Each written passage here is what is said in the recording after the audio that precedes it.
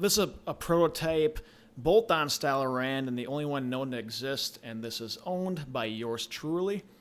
I got this guitar probably, I don't know, maybe a decade ago by some guy on the internet a long time ago who didn't seem to know a great deal about it, but he mentioned that he was a Whitesnake fan and wanted a Rand guitar, and he just so happened to get the bolt-on version, which is, this guitar is really totally different than probably the other 27 fret versions, but it's rather interesting.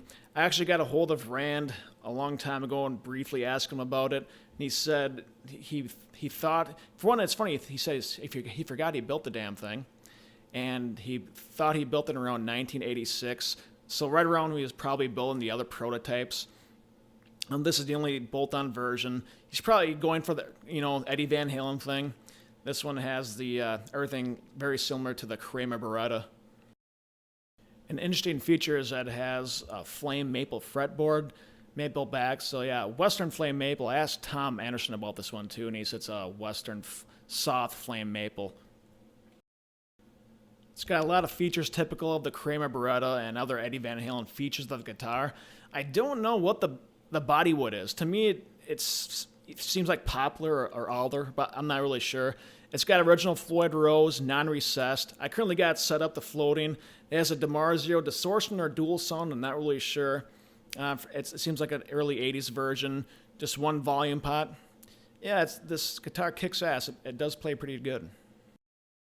Like the other Rands, the bodies and necks were built by Tom Anderson. You can clearly see here as the back plate for the electronics is identical to Tom Anderson, what they currently have.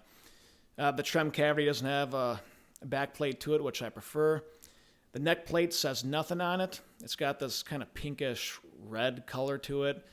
There's a stainless steel block on the Floyd Rose right now that I put on actually maybe 8 years ago, and it does actually help a lot. It plays better with that stainless steel on it.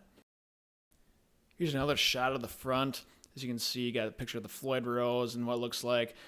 This picture makes it look better than what it is in regards to condition. It's got good condition play as well, but it's pretty beat up. I think some kind of tribute band had this guitar before, and it's a little beat up. It's in player condition, but I prefer that over having something really clean because then I can feel I can actually play it.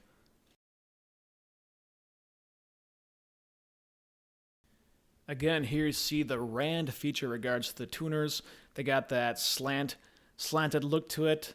And to be honest, guys, this one seems more slanted than the other ones. And you can still wind it up okay, but if you want to put a winder on it, to do it fast, like and put it on strings, it can't fit in between the tuners sometimes. You have to do it by hand, which is sometimes a pain in the ass, but I don't care because it looks awesome and it's a Rand thing. I disassembled everything at one point in time, and as I took off the neck, you can see here it says Edward V on it in the neck pocket, which clearly he was probably going for an Eddie Van Halen thing because it's pretty much a copy of, or similar copy of the 83-84 Kramer Beretta, which was very popular at the time. This is a prototype neck-through 27 fret version of the Rand. My guess is probably built pretty close to the same time as a pink bolt-on prototype, but the body shape's really similar. This one has a non-recessed Floyd on it, and the headstock is actually more similar to that pink bolt-on. The fretboard, I'm not sure what it is, but you can see there's no inlay markers.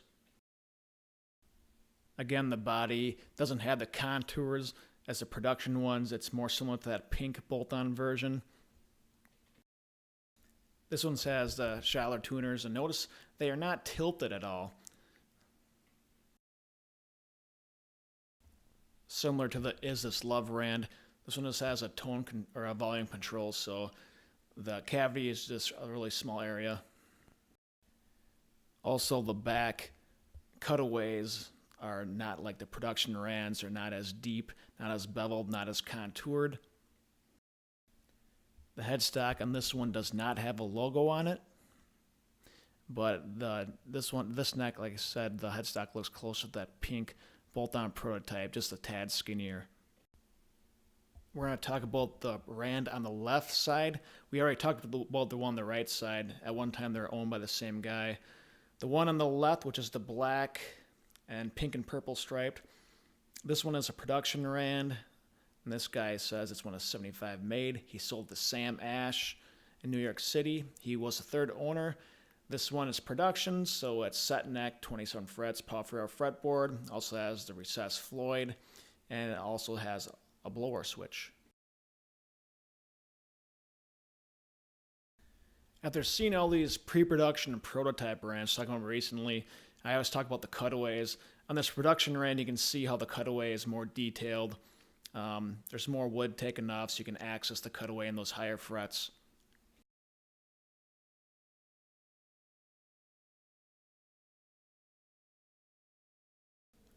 In past videos, you guys always hear me talking about the three-dimensional look and the Rand paint jobs, which are really new at this time. No one is really doing them. You can really see it in this picture right here with the black one, the black and purple one. Really cool. This is probably one of my most favorite painted Rands. The top one's a production Rand, the bottom one's a pre-production prototype style Rand. These ones are actually similar in a lot of ways, but the logo's a little different. But in other pre-production prototype style Rands, the headstocks are pretty different than the production style ones.